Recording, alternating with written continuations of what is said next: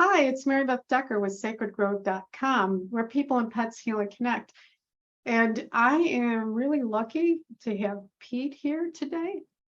Pete Johnson. Let me read his bio and you can see why I feel like I'm lucky to have Pete here today. So, with an esteemed career as a chief operations officer, multiple patent holder, and co-founder of a 30-plus year best-in-class international business, Peter understands the importance of knowledge, its value in the marketplace, the healing it can bring to the suffering, and the ethics it requires. As a native of Virginia Beach, Virginia, Peter grew up and still lives in the light and influence of the Edgar Cayce Foundation. With a university education and business success long achieved, Peter followed the divine nudge to combine his unique psychic skill set with his practical business acumen. Peter's primary audience is best classified as business to business. Now, hang in with me because we don't usually talk about business to business, but you're going to love what we're talking about here. Government and law enforcement agencies, insurance companies, human resource departments, law firms, and healthcare providers, among others.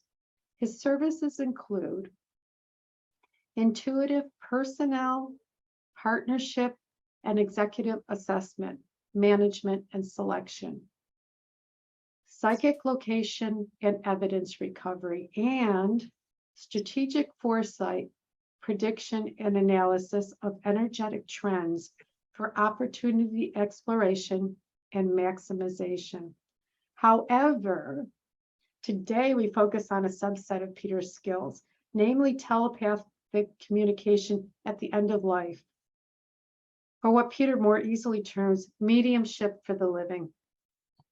Peter works on a contractual or consultant type basis with skilled nursing, memory care, home health, autism, and other private service providers to deliver unique communication services for the family members, friends, or caretakers of those approaching the end of life, or others who are permanently or temporarily unable to communicate for themselves. This includes the unconscious, persons on the spectrum, stroke victims, dementia patients, infants, and more. Be it misunderstood or troubling behaviors, final wishes, or proactively clearing any lingering question or issue before transition. Telepathic communication can be instrumental in reframing complex relationships or familial issues to enable a compassionate and healing space, not only for the person themselves, but for also for the caretakers or family members that remain. Pete, welcome. Thank you for coming today. Thank you. That's a mouthful, I know. You know, it was, and I thought, no, but I need to say all of this. There's something magical in all those words, and I'm hoping everybody's feeling that energy that you have around what you do. So I'm going to stop for a second and say, tell us more, Pete. Tell us a little bit more before I ask questions. I have a general focus of the other work that I do, which I find quite rewarding, particularly that with the law enforcement and other. But admittedly, the work that I find the most gratifying and fulfilling is this the telepathic work, particularly for those that are at the end of life. As you know, I both know you can communicate telepathically with all life. From pets and people and, many people say plants and all the other stuff. You can do all of that. However, you'll see so many shows nowadays that are mediumship based. And I always thought, well, it feels like it's so after the fact when you're trying to help somebody move through grief or to help them resolve something when the person is no longer here. And it was actually my father-in-law, when he began to develop dementia, I had my mediumistic skills, they already existed, and I used them to a certain extent, but I realized that my father-in-law, who was still with us and still is, was beginning to communicate with me. And that's when I was like, okay. It was a bit of a twist for me, but I liked it. Because he was still able to communicate, but there were things going on that as he found himself deeper and deeper in dementia, he couldn't voice. And for anybody that knows of the heartbreaking necessity of caring for somebody in this and moving towards the end of life, having practical solutions and answers and understanding, particularly of what's really going on with people, it doesn't make it any easier on your heart, but it can make it much easier consciously as you deal with this over a protracted period of time. So this is where I consider it, although I'm desperately sad to really have kind of, lost the companionship and golf buddy that my father-in-law was, his, let's put it, willingness to kind of step in and realize he could, on some level, his higher self realized he could communicate with me. That's what began this journey. And that's when I realized, well, okay, I can communicate with him. What about somebody else who can't communicate, like an autistic kid or something like that? And that's where this kind of whole area that I termed mediumship for the living developed. So I've got some cool questions I want to ask, and we're going to talk a little bit, and then I want to hear a story. But although unable to verbally communicate for themselves, how aware of their surroundings are our loved ones for the end of life, or an unconscious state, or even those with autism? What have you found in this area, Peter? They're incredibly aware. And this is why it's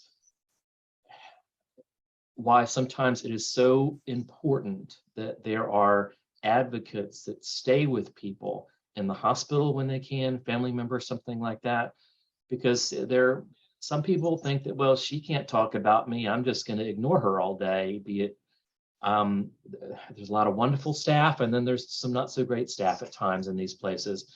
And it's the case where they are aware. And what's heartbreaking is sometimes when they can't communicate that they maybe wish they were treated a little bit differently or better, or they wish they had. And, that's why they're aware. They still have wants or desires. I had a woman that she really wished her husband would bring blueberry smoothies to her. Oh. She just wanted that. He adored her and he wanted to know what more he could do. She couldn't communicate it, but she was still incredibly aware. She had taste. She knew what was going on. But she wanted those blueberry smoothies. So that was part of what I just said, hey, you need to keep bringing those smoothies. So there's little stuff like that at times. They are very aware. And that's why people will say, well, I need you to do this and do this for me. I was like, no, you don't. You just need to pull your chair right up next to that bed. And if you need to say or talk about or do something, they are aware. And because you know what, our mind is outside of our bodies. Our brain is what's stuck in the skull. We're talking with the mind, the soul. All of that is what we're communicating with. And this is where we can still have those conversations and, be kind and loving and express all we need to express. Because I cannot tell you how many times I've been told by those that were either unconscious or in a state otherwise unable to communicate, that said, she pulled right up next to the bed and she told me this. I want to know this now. So they're completely aware. So this is where I always caution people, be careful what you say. Don't assume they're not there just because they're in the last stages of dementia. Don't do this. They are there. They know on very definite levels. And you and I have talked about this quite often. Those that are there, they go out and explore. Their higher selves, their etheric bodies kind of go out and look around. They visit. They do that type of stuff. So they are aware. When you sometimes when you'll walk in and you feel like they're a blank stare and not okay, they're really not present with me today. It's because they're not grounded in their bodies. In a lot of cases, they're physically out exploring for a little while. A lot of them do that late in the afternoon. It's typical what called the sundowning that you'll see with some dementia patients, but because they're out looking around, they're able to. There's nothing, and that's part of this, what you and I have talked about, that disconnection exploration. What is it going to mean when I'm no longer part of this physical body? I want to go see what that's like for a little bit, and then I'm going to come back. Then I'll go, then the next day. That's all part of this process. But as far as just, being aware, consciously talking to, yeah, they are very aware. Autistic children also, they are incredibly aware, but they're often quite a lot out of their bodies, a lot. They're kind of, the aura is attached to the feet and the rest of the aura is kind of flapping outside of their physical bodies. That's No why sometimes, kidding. yeah, it's part of the, that little bit of that disconnection that they have that when I look at them, it can vary from the body part, but a lot of times a large portion of their aura is not in their body, quote unquote. It's kind of out and flapping around a little bit. And when I try to talk or communicate, I try to bring that in a little bit, make them more present and grounded. And then if I need to communicate something, I'll do it then. But that's a part of that's just a part of the autism. But that's also what makes them so incredibly perceptive and special and all of those things, because they're out really experiencing this 5D world like we're not able to. So that's the thing which kind of makes it so special with them. And you'll get some incredible stuff back from them that they will communicate back, because they are seeing things on an entirely different level than we are. But the general question, yes, they're incredibly aware. So be careful, watch out for them, that type of stuff. I always tell people, just always act as if they're still actively communicating with you, because they are, just in a different way. Thank you. I noticed that with my animals, and I will actually say that to people, even if their animals are not towards the end of life, is they know what you're saying. I had a dog. I'm amazed at people that say that their animal is dumb. I mean, they mean like stupid. Yeah. And I had a dog once say to me, "I am not stupid." Nope. They're listening and they're disagreeing. Mhm. I suppose that's like we believe that the autism, that's some function of those harsh words, and you're saying that it's absolutely not. It's a higher awareness. I'd like to also, with what we were talking about, the fact that my dog Stella was doing that. That's what was doing that, checking out, and you put such a beautiful explanation that it's in my book, Peace and Passing. And she finally, what's interesting is she finally communicated to me that she needed more input because she's lost sight and hearing.